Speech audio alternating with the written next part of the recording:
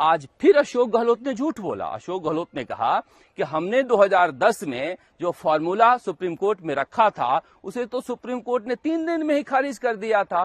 फिर ये नए फॉर्मूले की बात क्यों हो रही है? फिर से राजस्थान की जनता के सामने अशोक गहलोत झूठ बोल रहे हैं। सुप्रीम कोर्ट ने उस फॉर्मूले को खारिज नहीं किया था, वो फॉर्मूला आज भी लागू है अशोक गहलोत जी, जो आप पैदा करके गए हैं राजस्थान में अरावली की हत्या के लिए। सुप्रीम कोर्ट ने सिर्फ ये कहा था कि एफएसआई और सीईसी आपस में इसके सैटेलाइटरी इमेज को तैयार करें और उसके आधार पर तय करें कि अरावली में कहां खनन हो सकता है और कहां खनन नहीं हो सकता है। उसके बाद जो सैटेलाइट इमेज निकाली गई वो अपने आप में चौंकाने वाली थी। 67-68 में जो कंटूर्स नापे गए थे अलवर जिले में 2500 में से 25% गायब थे। उस समय 128 नमूने लिए गए थे, उसमें से 31 नमूने गायब थे। ये सुनकर सुप्रीम कोर्ट भी हक्का बक्का था। और 2009 से लेकर 2014 तक राजस्थान में अरावली में खून खराबा होता रहा। रामगढ़, उदयपुर, सिरोही, अशोक गहलोत जी दस्तावेज मंगा लीजिए आप। हर जगह 160 मीटर के पहाड़ी को भी 100 मीटर के नीचे दिखाकर आवंटन किया गया और खनन किया गया। अफसर दोषी मान लिए गए, अधिकारी दोषी मान लिए गए, कोर्ट में केस चल रहा है, मगर अशोक गहलोत ने कोई कार्रवाई नहीं की। और वसुंधरा राजे उसके बाद आई तो वो भी कोई कार्रवाई नहीं की। मजेदार बात देखिए, यानी अशोक गहलोत ने जो हत्या का सिलसिला शुरू किया था अरावली का, वसुंधरा राजे ने उसे आगे नहीं बढ़ाया तो उसे रोका भी नहीं। अब एक बार फिर से सुप्रीम कोर्ट में यह मामला गया। सीईसी ने एक बार फिर से एक रिपोर्ट तैयार की और उसने कहा कि हुजूर ये तो हाहाकार मचाने वाले हालात हैं। 10,000 ऐसी इकाइयां हैं पूरे अरावली में जो अरावली को बर्बाद कर रही हैं।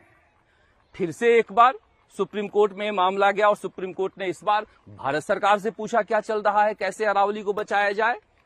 भारत सरकार ने इस बार फिर से रिचर्ड मर्फी के राजस्थान के फॉर्मूले को उठाकर अरावली जिन जिन राज्यों में है, गुजरात, हरियाणा, दिल्ली, हर जगह लागू कर दिया और कहा कि राजस्थान सरकार ने इस फॉर्मूले को अपनाया था, इस फॉर्मूले को हम अपना सकते हैं। अब जो केंद्रीय पर्यावरण मंत्री हैं भूपेंद्र यादव, उनका कहना है कि हम अशोक गहलोत वाले फॉर्मूले से काम नहीं करेंगे, हम रिचर्ड मर्फी के असली फॉर्मूले से काम करेंगे और जो सीईसी ने रिपोर्ट तैयार किया है उसके आधार पर काम करेंगे। सीईसी ने कहा था कि समुद्र तल से 100 मीटर की ऊंचाई नापी जाए, यानी कि अंदर से में 80 फीट पहाड़ है तो बाहर 20 फीट का भी अरावली माना जाएगा। 3 मीटर का स्लोप भी अरावली माना जाएगा। 5 मीटर गैप है 2 पहाड़ी में तो वो भी अरावली माना जाएगा। किसी पहाड़ी का क्षरण जल्दी हो रहा है वो भी अरावली माना जाएगा। यानी कि हम रिचर्ड मर्फी के फॉर्मूले की पूरी तरह से पालना करेंगे। अब इस बार इनका ये कहना है, मगर 9-10 में जो अल्टीमीटर से नापकर 160 मीटर के पहाड़ी को 90 मीटर 80 मीटर बना के इजाजत दी गई है अलवर के रामगढ़ में, सिरोही में, उदयपुर में, हर जगह, वहां पर खनन अब भी जारी है, उसे कोई रोकने वाला नहीं है। यानी कि इस फॉर्मूले के आड़ में अरावली का बंटाधार होता रहेगा। फिर क्या बीजेपी सरकार के खिलाफ कैंपेन चलाने से अरावली बच जाएगा या अरावली की पर्वत श्रृंखलाएं बच जाएंगी? बिल्कुल नहीं। इसका एक ही तरीका है, मान लीजिए ये कैंपेन सफल हो जाता है और सुप्रीम कोर्ट से केंद्र सरकार अपने हलफनामे को वापस ले लेती है तो उसका क्या असर पड़ेगा? राजस्थान में तो रिचर्ड फॉर्मूला लागू ही है, मर्फी फॉर्मूला लागू ही है। ये आंदोलन इसलिए होना चाहिए कि अशोक गहलोत राजस्थान से माफी मांगे और मर्फी फॉर्मूले को रद्द किया जाए, राजस्थान में अरावली में खनन बंद हो।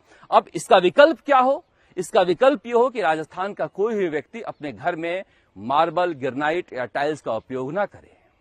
आज प्रताप सिंह खाचरियावास आंदोलन कर रहे थे जयपुर की सड़कों पर। सबसे पहले उन्हें अपने घर में लगे हुए पत्थर को फोड़कर फेंकना चाहिए, घर में लगे हुए टाइल्स को फोड़कर फेंकना चाहिए, क्योंकि यही खोदकर अरावली पर्वत श्रृंखलाओं से बनाई जा रही है।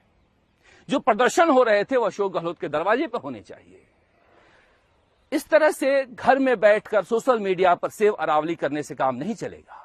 विकल्प क्या है? राजस्थान की पूरी अर्थव्यवस्था जो राजसमंद की है, उदयपुर की है, चित्तौड़गढ़ की है, जयपुर की है, लोग रोड़ी उपयोग लेते हैं मकान बनाने में, कहां से लाएंगे? वैकल्पिक व्यवस्था करने के बाद ही सेव अरावली का अभियान चलना चाहिए, या फिर जिस तरह से अवैध खनन हो रहे हैं राजस्थान में, वैध खनन तो 2% हो रहे हैं और अवैध खनन 98% हो रहे हैं। जिनको वैध लीज दी गई है वहां पर वो लीज अपना छोड़कर और पूरे एरिया को खोद डालते हैं, कोई देखने वाला नहीं है। तो सेव अरावली केवल जनता के आंदोलन से नहीं होगा।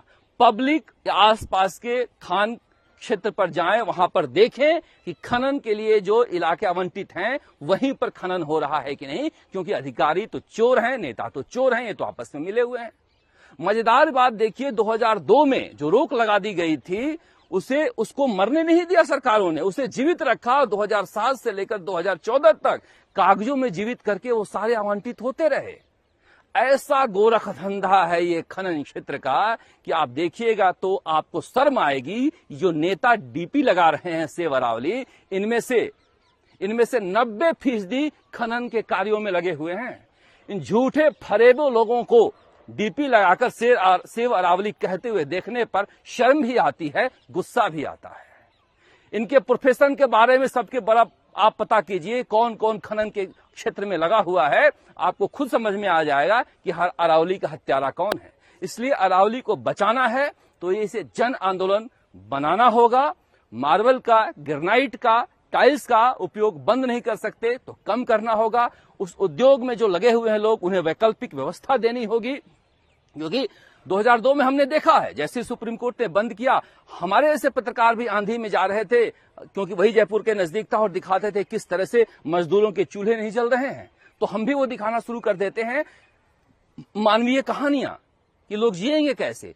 तो इसके लिए एक कंप्रिहेंसिव फॉर्मूला तैयार करना होगा अरावली को बचाने के लिए। इस स्लोगन से, नारे से अरावली नहीं बचने वाला है। ये नेता फर्जी हैं जो नारे लगा रहे हैं, और जो लगवा रहे हैं ये अपने अगर धंधे बंद कर दें तो फिर अरावली ऐसे ही बच जाएगी।